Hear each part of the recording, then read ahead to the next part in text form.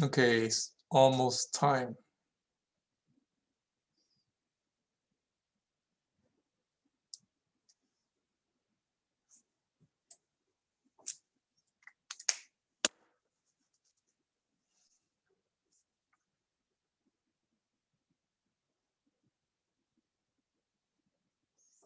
Well, maybe I should ask if you have any questions before we get started, before the other students come in.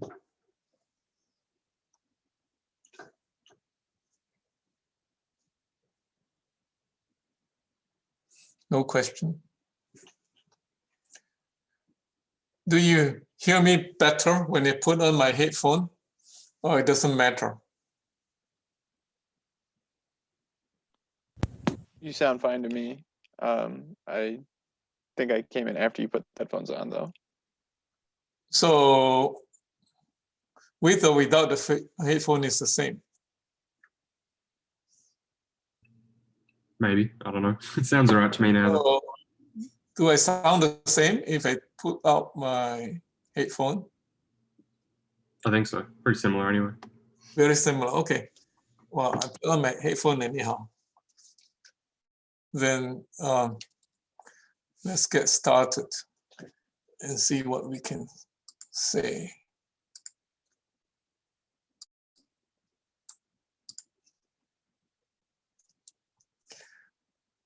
Well, apparently the number of attendees is not big today.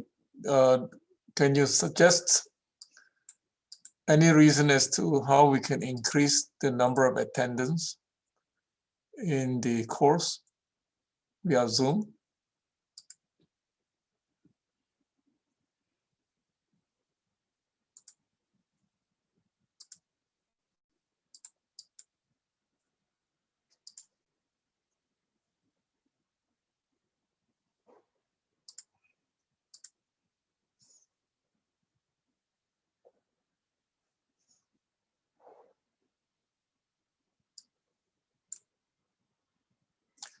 Okay, I'd like to talk more on hollow waveguides today. We have talked about rectangular waveguides. Hollow waveguides are waveguides where you don't have anything inside the waveguide, or you can fill it with the homogeneous dielectric material or permeability. Then the equations are the same. The studying of a homogeneously filled waveguide and hollow waveguide is the same. Okay, so the thing is that you will have TE modes, and then you will have TM modes in these waveguides as a revision.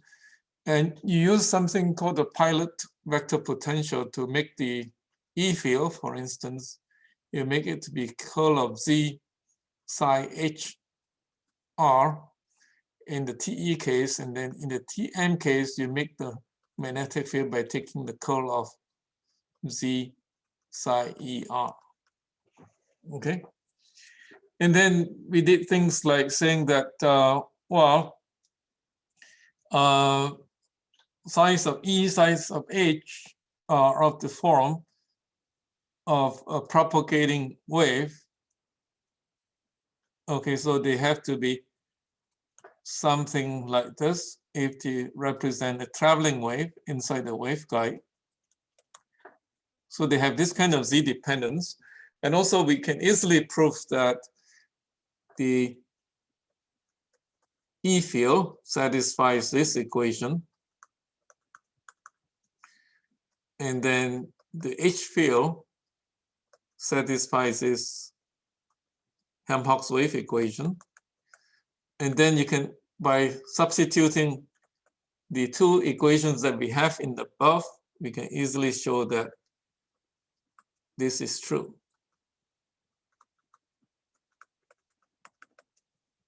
And then we also can easily show that size of ER is equal to 0. However, we say, as we have alluded to, psi of HR would be psi of HS of RS. RS means that it's only dependent on x and y, and then it has to have a z dependence of such a kind. Okay, and then similarly for psi sub e of r would have to be psi of, let me see, this h is not well written. Let me write this h properly. Psi e of s, let me see,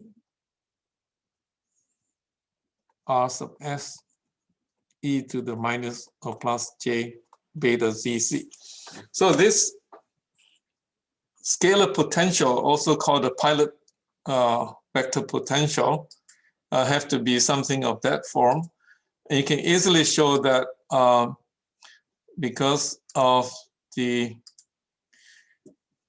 solution of the Helmholtz equation that they have to satisfy, you can easily show that partial square partial z square becomes minus beta z square, and then Laplacian square becomes the transverse Laplacian minus beta s square, beta z square. Okay, sorry, beta z square, and then Laplacian square plus beta square becomes the transverse Laplacian plus beta s square, where beta s square is beta square minus beta z square. Okay. And hence you can easily show that the scalar potential, the pilot potential, satisfies this reduced wave equation.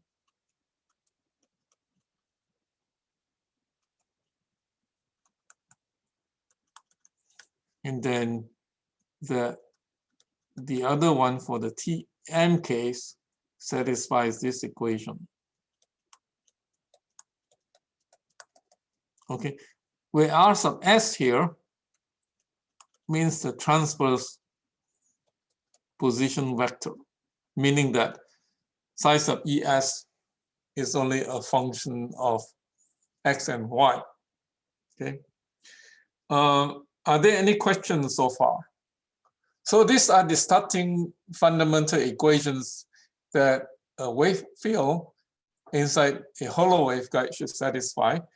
And then you can specialize that to a rectangular waveguide quite easily, which is this picture over here. If this is the waveguide, the boundary conditions would have to be satisfied on the waveguide wall, and that I did not mention. The boundary condition for the TE case is the Neumann one, that the normal derivative of this scalar function has to be 0 on the wall. Okay, for the other one is that the field itself has to be 0 on wall. Okay, this is called the Neumann BC, and this is called the Dirichlet BC.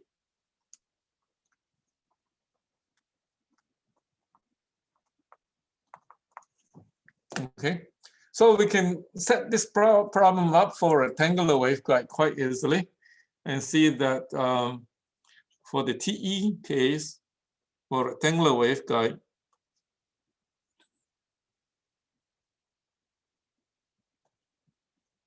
maybe I can use a new slide. Okay, it shouldn't be so miserly on using a new slide. For the TE mode, for rectangular waveguides,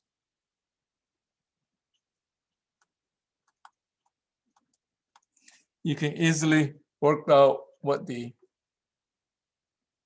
pilot vector potential should be. Okay, you can easily work that out and show that psi sub hs x of y must be something like a cosine n pi x over a cosine n pi y over b. Okay, and essentially this was originally beta xx, this was originally beta yy. So when we wrote these solutions down, we essentially say that beta x must be n pi over a, and then beta y is n pi over b. Okay, the values of beta x and beta y are chosen to be so that the Neumann boundary condition is automatically satisfied. So if you were to take the normal derivative of this function on the wall, on this side of the wall, you find that it becomes a sine, and then this Neumann boundary condition is satisfied. And then we have chosen the beta x to be this value so that when you take this normal derivative on the waveguide wall, it becomes a sine.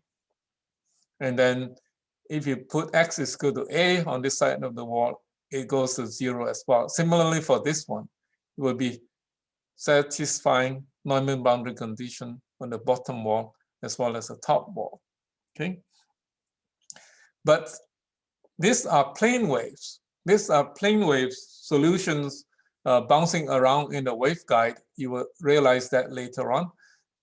You will have to have the dispersion relationship satisfied. You can easily show that if you plug this into the Helmholtz wave equation, that has to be true.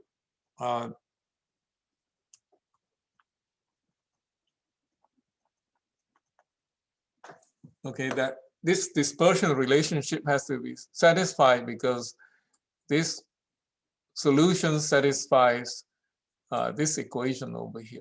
The Laplacian square just becomes beta x squared, beta y squared, beta z squared with a minus sign, of course. And then they have to add up to 0. And for this one, it would be like beta s is actually becoming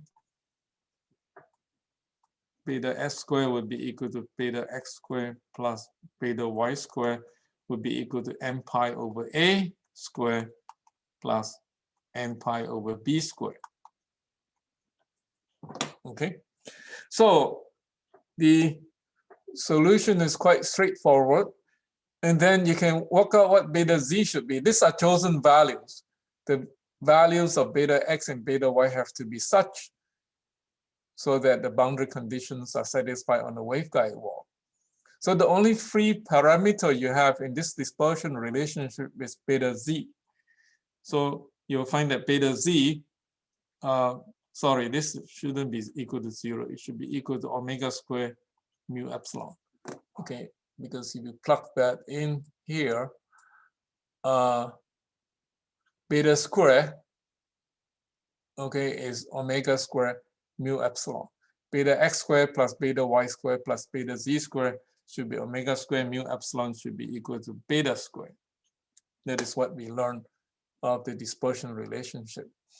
And now with this equation, then you can easily show that beta z is the only free parameter you have in the waveguide.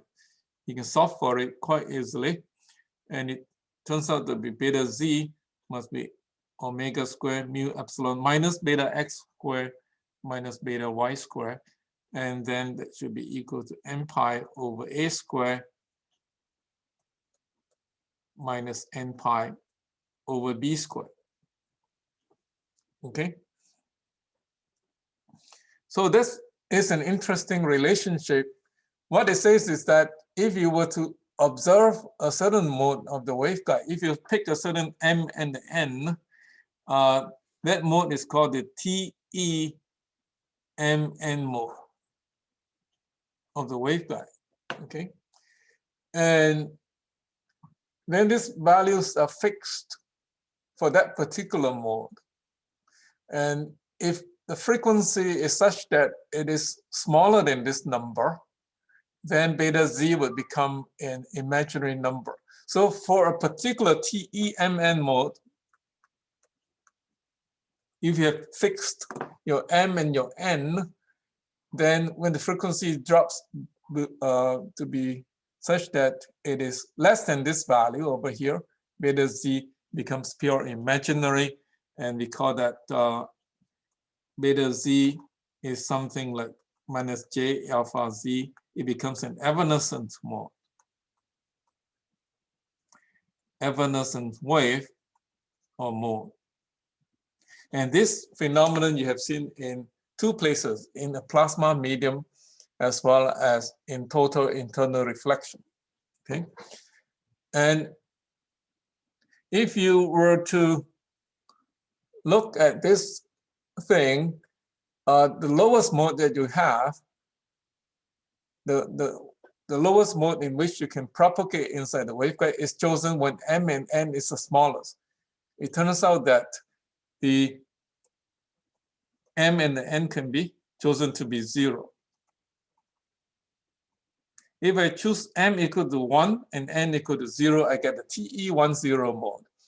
If I choose m equal to 0, n equal to 1, it's called a TE01 mode. But in the waveguide, by convention, as is in this picture over here that you see, okay, A is always assumed to be larger than B when you give these parameters. And because of that, if you put m equal to 1, n equal to 0, this mode has a smaller number for the second term compared to this mode because A is larger than B. Okay, then the cutoff frequency is lowest. Okay, TE10 mode is lowest in cutoff frequency. Cutoff frequency is the frequency below which the wave becomes evanescent. When you drop the frequency in such a manner that this term is less than this term, beta z becomes evanescent, and you say the mode to be at cutoff because it becomes evanescent and it cannot propagate inside the waveguide anymore. So the concept of cutoff is quite different from that of a dielectric waveguide. In a dielectric waveguide, cutoff occurs when the mode becomes not evanescent outside the waveguide anymore. Since we don't have evanescent wave outside this rectangular waveguide, cutoff occurs when the wave cannot propagate in a z direction. Okay, so are there any questions so far? If not, then we can go to the TM case. So TM case is very similar, except that the boundary condition on the waveguide is different. Okay, you go to the TM case, which is this one over here. Okay, the first case is TE, the second case is TM. The only difference between these two sets of equations are the boundary condition on the waveguide wall. Okay, for the TM case, you need to have directly BC on waveguide wall. Okay, and you can choose the beta x and beta y appropriately so that this happens. So if you were to solve for the transverse wave function over here, this becomes a sine function. So the scalar function of the pilot potential would be of a form of cosine, sorry, not cosine, but sine of m pi x over a, sine of n pi y over b.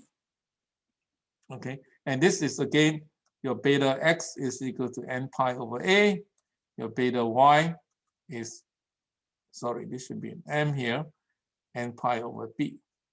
Okay, again, you should have the dispersion relationship that beta x squared plus beta y squared plus beta z squared is omega squared mu epsilon. Once you substitute this back into the wave equation that you have above, okay, in the beginning of this lecture over here, you can show that beta x squared plus beta y squared plus beta z squared must be minus beta squared in order for this equation to be satisfied.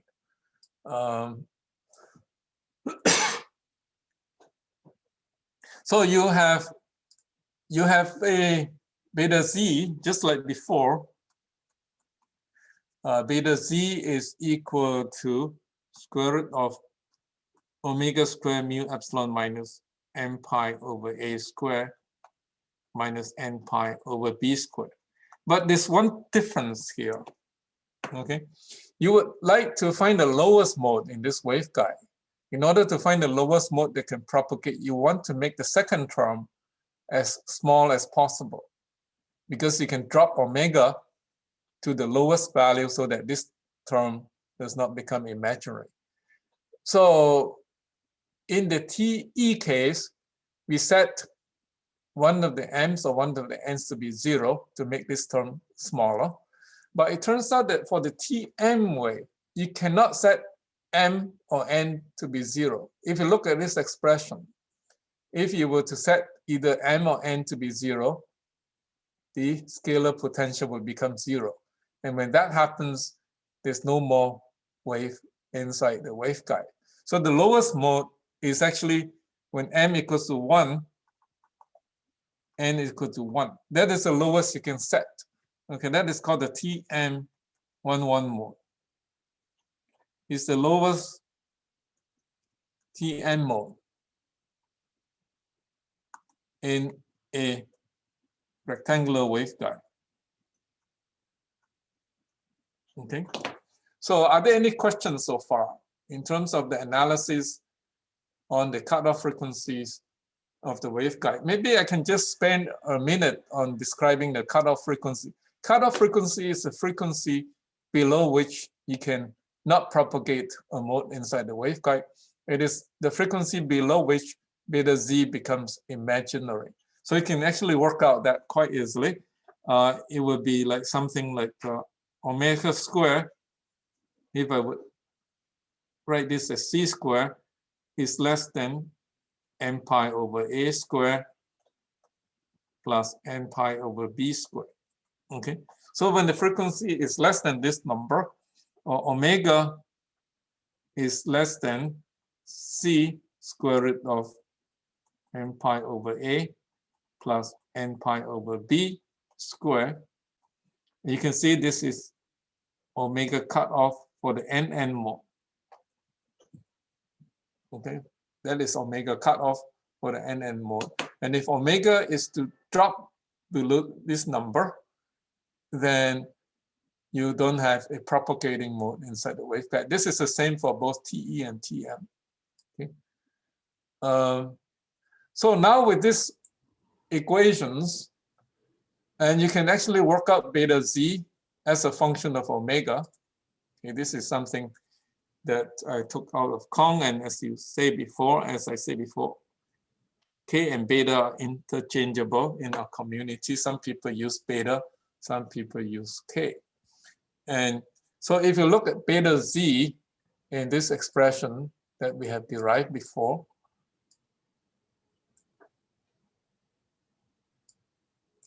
okay, if you look at beta z depends on m and n in the same fashion for both TE and TM modes. And what you notice is that, well, as omega becomes bigger, which is this horizontal axis over here, okay, then the curve becomes more and more parallel to the case of the wave in free space. You can look at this asymptotically. So when omega is below a certain value, beta z or kz has no value. Those are the cutoff frequencies of the waveguide modes. And what you notice from here is that you can now define what is called the group velocity and the phase velocity. Okay, the group velocity and phase velocity, as we say, is v phase is omega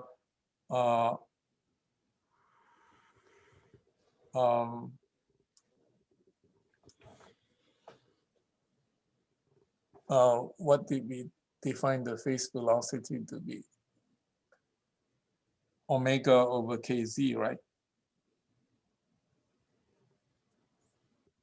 Okay, beta z is omega over v phase. Okay, so that is the definition of the phase velocity. You can see that, well, the phase velocity is actually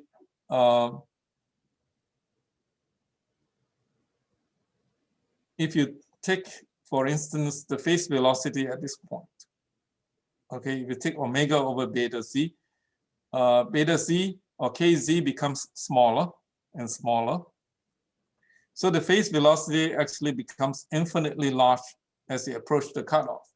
However, the phase velocity approaches that of a homogeneous medium filling the waveguide as the frequency gets higher. And the same for the other modes. At cutoff, the phase velocity tends to infinity.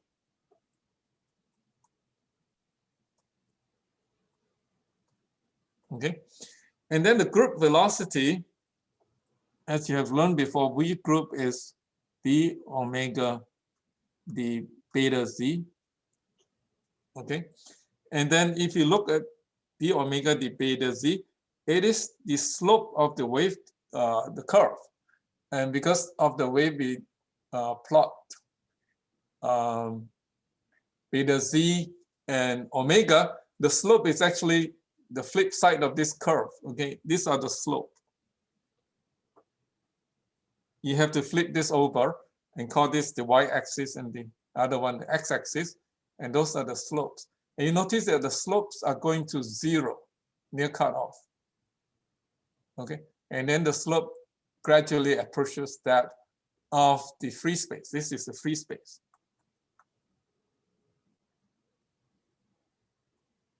That is the free space curve.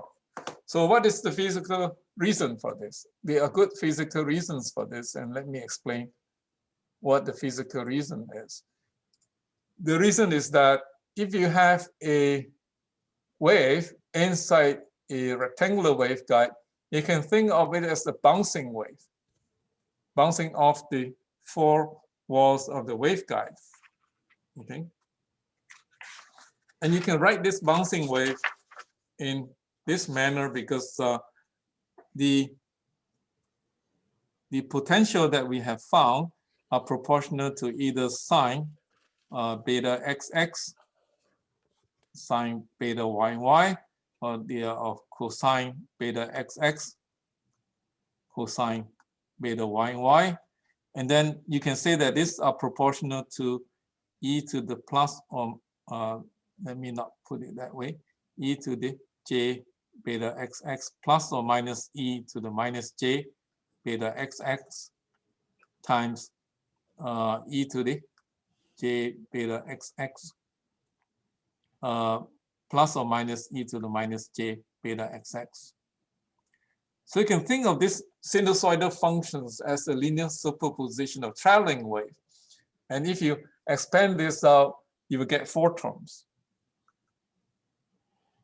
And if you keep track of what the 4 terms means, it will correspond to wave that bounce back and forth in this direction, and then wave that bounces back and forth in that direction. And you will have 4 of them, and the 4 combinations are given by this picture over here.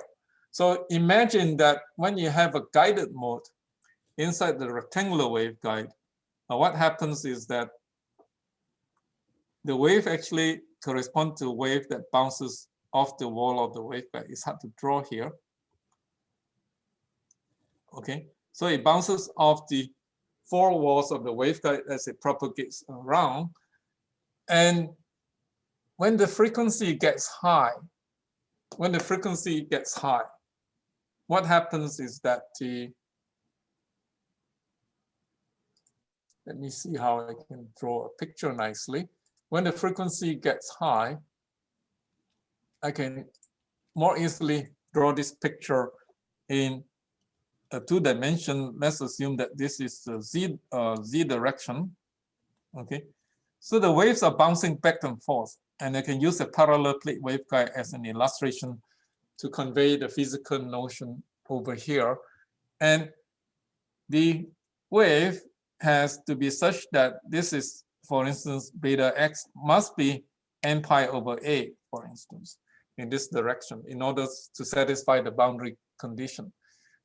And then you have beta z is beta square minus n pi over a square. I'm just using a parallel plate waveguide as an illustration. And you can see that when the frequency gets high, what it means is that beta z will become larger than beta x, and also that beta z approaches beta. Okay, you can look at this expression when beta becomes very large. Beta z is going to be much larger than beta x. This is just beta x, and beta z is going to approach the value of beta, which means that the wave is going to be more and more paraxial. Beta z component gets bigger, means that the wave is going to propagate almost parallel to the z-axis. And because it propagates closer to the z-axis, it is almost like a plane wave inside this waveguide. And hence, when the frequency gets high, these waves resemble plane waves inside the waveguide. And because they're plane waves, they would have the group and the phase velocity closer to that of the medium following the waveguide. And then over here, you have the absurd situation where the phase velocity is getting very high, but the group velocity is getting to be very small. This is probably something that you have seen in textbooks where you describe the fact that if you have a wavefront, say if you have a wavefront of a wave going like this, the phase velocity is getting bigger because the phase fronts are further and further apart. But phase velocity cannot carry information. So if you look at the group velocity, it actually gets smaller and smaller. Another way of saying it is that if you're very close to cutoff, of the waveguide, then what happens is that the wave is bouncing off like this, almost vertical. So it is resembling the case where the wave that you see in the seashore is almost normal to the surface. When that thing is very normal to the surface, the phase velocity gets very large. At the same time, when the wave is bouncing back and forth very close to being normal to the surface, the energy doesn't propagate forward. Because the energy doesn't propagate forward, so you have the fact that the group velocity is going to 0, but the phase velocity is going to infinity. Okay. Do you have any questions regarding this? So the next thing, of course, you can do now with all the machineries that you have, learned is that given the rectangular waveguide, you can find the pilot vectors, phi sub hs and phi sub es, and having found them, you can use this machinery to find the E field and the H field.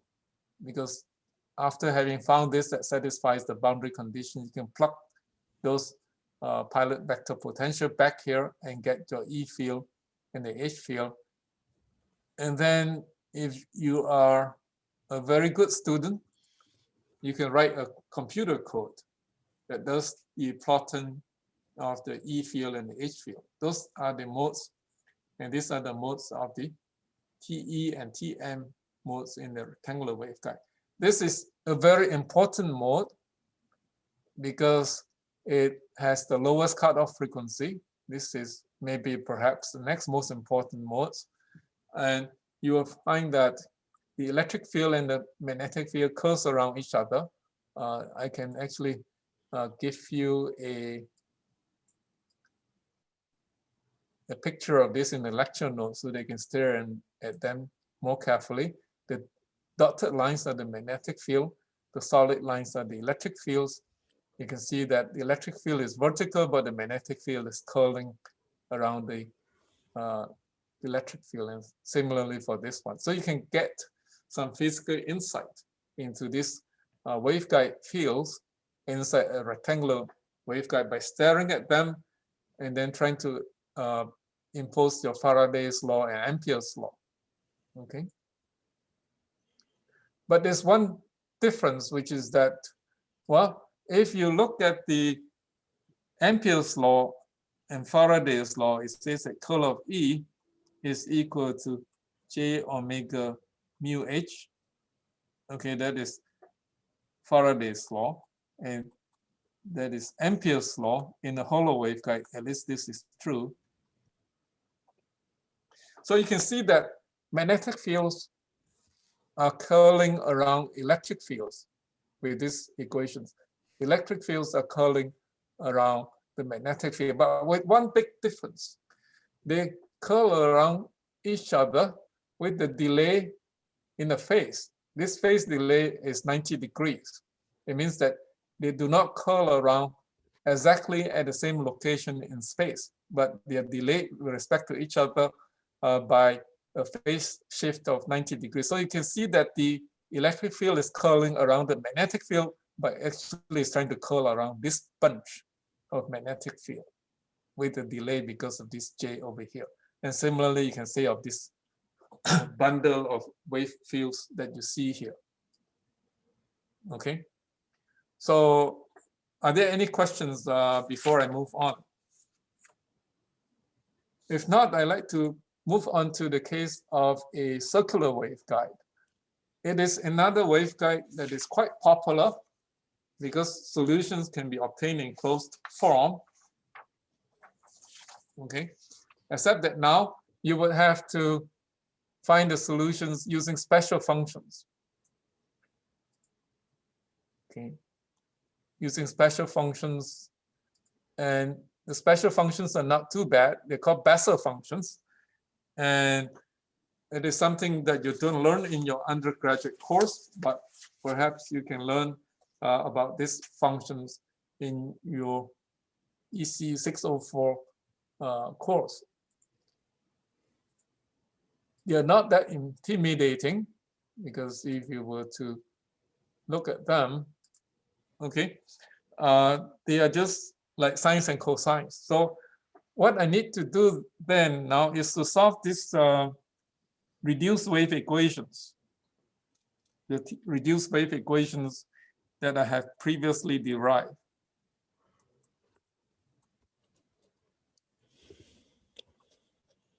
And then this reduced wave equation applies to both the TE and the TM case. And these are the scalar vector potential or pilot potential for the reduced wave equation for any hollow waveguide. So the above one is for TM, and then the below one is for TE. Okay, and then because I need to solve this problem for a circular waveguide and mesh boundary conditions, I have to impose the Dirichlet boundary condition as well as the Neumann boundary condition on the waveguide wall. So this problem is best solved in the cylindrical coordinate system, which is shown in the picture over there. And this Laplacian is just equal to that. And I would recommend that you do a table lookup for what the divergence operator is. It would be something like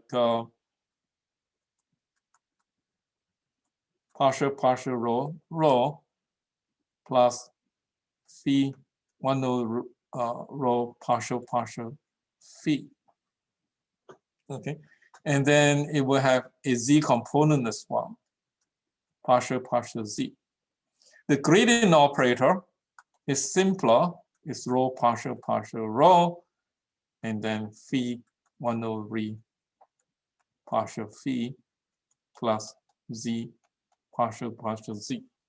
Okay, the only difference is in the first term, because when you define the divergence in cylindrical coordinates, you will have to draw a sector like this in order to calculate flux in and flux out. Okay, the length of this sector, we have to calculate flux in and flux out of this small box. That's how a divergence is defined. You have to multiply the arc length of this thing by rho. That's why the rho exists over here. And then you take the flux in and flux out between these two distances. That's why you get this d rho. And then you have to do this renormalization again, because you multiply by rho on the other calculation. That's why you have this rho sandwiched between these two operators in this manner. This is a good I guess, mnemonics as to why the divergence operator has a different expression in the cylindrical coordinate system. And so if you go through this algebra and work out what the Laplacian operator is, it is equal to 1 over rho, partial, partial rho, rho, partial, partial rho. We just take the two and dot multiply them. You get the Laplacian operator to be this. Okay. And then the z term, we don't have to worry about because we only have the transverse Laplacian here. And then I would have, say, phi either E or S, okay? Either one of them would have to be plugged in there. And the scalar pilot potential would have to satisfy this equation. And let me write down my beta S properly. And this can be solved using the separation of variables. Okay, separations of variables. Something perhaps you have learned in your undergraduate days. For instance, if you were to look at the TM case, okay, I call this SOV, okay, and then the phi ES, RS, in the cylindrical coordinate system would be only a function of rho and phi, no more z dependence. And then I can write this as the B function. With some hindsight, I say it's a B function of beta S rho times e to the minus or plus j and phi. With this hindsight, because if you're a good person and you have been looking at this kind of equations over and over again, you see this partial square, partial phi square. Because of that partial square, partial phi square, the solution must have this kind of space dependence in the phi direction, because what this means is that your partial square, partial phi square would become minus n square. Okay, if you let your partial square, partial phi square operate on this equation, you will get this one. And then I can have an equation now for Bn beta S rho, and it's quite easy to show that the equation for that thing becomes n squared over rho squared plus beta S squared. Okay, I can take out this term now because I've already put it in this term and make it into an n squared. And then the only thing I need to put in there is this thing.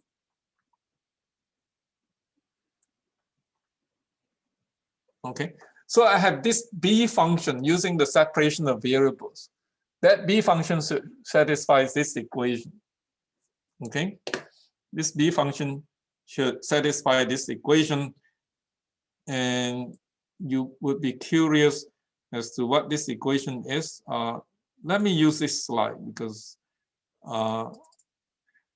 so if I were to, let me move it up there. So if I were to look at this equation, if I do a mathematical trick, which is to divide it by beta S squared, okay, divided by beta X squared, take this equation, divided by beta S squared, this term will become 1. This term will become n rho squared beta S squared. And then I would have some complicated term like this. I can easily show that 1 over rho, partial, partial rho, rho, partial, partial rho can be written as I put in the beta S squared there. Sorry, I put in the beta S there, and I put in the beta S there, and they eventually would cancel each other. And then I can also put in the beta S there, and then I put in a beta S there, and essentially I have a beta S squared. on the outside. So if I put in the beta s in the appropriate places, and then take out the beta s square outside, you can see that this just becomes beta s square 1 over x partial, let me use total derivative, okay, x d dx. Can you see that? If I call my x variable to be beta s rho, okay, so if I were to take this equation, divide by 1 over beta s square, this beta s square would cancel, and finally the equation I have is something that looks like this: 1 over x d dx, x d dx minus n squared over x squared plus 1 bnx is equal to 0. Okay, if I make this change of variable, and this is an equation that you often find in some mathematical textbook on ordinary differential equation. If you have taken a course in ODE, ordinary differential equation, you'll find this equation, and nobody wants to write this equation in terms of betas because we are motivated by physics, so we introduce wave numbers, and mathematicians will write this equation in a dimensionless form. Okay, you can see that this is in the dimensionless form. X is dimensionless. And this equation is called the Bessel's equation, okay? And the solutions of these equations are given by different kinds of Bessel functions. It could be the Jnx, and then it could be the Ynx, and some people would call this the Neumann function, okay? And then it would be Hn1x, and then Hn2x. So this is very much like your sinusoidal equations. If you have this equation that you have learned in your undergraduate days, the second order ODE with constant coefficient, then Yx is, you know, that is either a sine x or cosine x, e to the plus e to the jx, e to the minus jx. That we know from our undergraduate days. But this just morphs into something called special functions for the Bessel's equation. So this is analogous to your sine function. The second one is analogous to your cosine function. The third one is analogous to your exponential function. The fourth one is analogous to your exponential function of the other kind. But they're not exactly the same. I'm just using analogy so that you can learn this concept more easily. There's another difference. Another difference is that the sinusoidal functions are all regular, but you will have this notion that Ynx, Nnx, Hn1x, Hn2x goes to infinity when x goes to 0. Okay, this is just the knowledge that we have learned from the ODE people. So these functions that become infinitely large are not suitable for modeling the wave field inside the waveguide. So we would only use the first one because the first one does not go to infinity. And as a result, you can show that the scalar potential that you have inside a circular waveguide is something of this form. Sine hs rho phi is a jn beta s rho e to the minus or plus jn phi for TE wave, okay? And then phi es rho phi is something like this, similar, very similar, okay, for TM wave. Except that the boundary conditions would be different because one would have to satisfy the Neumann boundary condition, the other one would have to satisfy the Dirichlet boundary condition. for the TE case, the Neumann boundary condition has to be satisfied. So we have to impose this to be 0 on the waveguide wall. And then for the TM mode, it just have to be that the Rickley boundary condition has to be satisfied on the waveguide wall. Okay. But usually things that tabulated using mathematical notation and dimensionless notation, so they will convert this into ddx jnx equal to 0. Okay, in terms of tables that you can look up in some mathematical handbooks. These are called the zeros of the Bessel function due to the Neumann boundary condition or the Rickley boundary condition. And if you were to plot these functions are been studied since the 1700s to the 1800s. They look something like this. Okay, J0, J1, J2. They are called Bessel functions of different order. And the derivatives will look something like this. And for the Rickley boundary condition, you want to look for the 0 crossings of these functions in order to satisfy the boundary condition. For the Neumann boundary condition, you want to look for the derivative of J1, which is J1 prime in the mathematical notation. You want to look for the 0 crossing to satisfy the Rickley boundary condition and the Neumann boundary condition. And these are usually tabulated. You can look for the betas, which are the roots of this function, and the alphas are the roots of these functions, and they are found to satisfy the boundary condition. Again, the same kind of physics applies. Okay, as you get closer and closer to the cutoff, you have phase velocity, which is infinitely large, and then you have group velocity, which is infinitely small. And this is also due to the bouncing wave nature of the wave inside this cylindrical waveguide. And again, you have the machinery to find the E and the H field inside the waveguide. And if you're a good enough student, you can write the code to find the field plots of this waveguide. Okay, I'll stop here. Are there any questions before we depart? Any questions? If not, then I should depart and then let you read the lecture notes. I will write this out in greater detail in the lecture notes, and also I will share the PPT slides. And if I forget to share my lecture materials with you, please let me know, because I have quite a number of them that I have to share, and oftentimes I forget to share them with you. Shoot me an email if you don't receive some materials from me. Okay, I'll let you go, and keep safe and be well. Okay, since you don't have any questions, bye-bye.